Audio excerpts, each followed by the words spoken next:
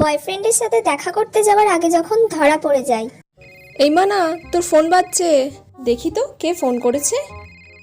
মাই লাভ, বাবা।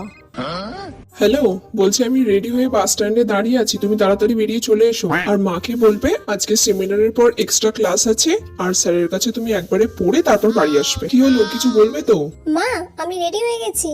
কোথায় যাবি তুই? কলেজে যাব। ও আচ্ছা, আজকে তো সেমিনার আছে, সেমিনারের পর এক্সট্রা ক্লাস আছে, আমি করে একবারে বাড়ি চলে আসবো। আমি রেডি হয়ে নিচ্ছি, আমি আজকে তোর সাথে যাব, তোর সাথে গিয়ে তোর সেমিনার অ্যাটেন্ড করব। তুমি যাবে? আরে তোমাকে ঢুকতে দেবে না। কি ঢুকতে দেবে না? তুই বলবি আমার মা যাচ্ছে। না গো, বাইরের কাউকে অ্যালাউ করে না।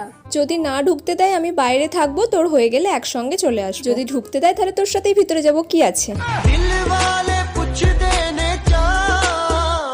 হয়ে গেল আজকে। ঠিক আছে, চলো। তুই চলিস ডালে ডালে আর আমি চলি পাতায় পাতায়।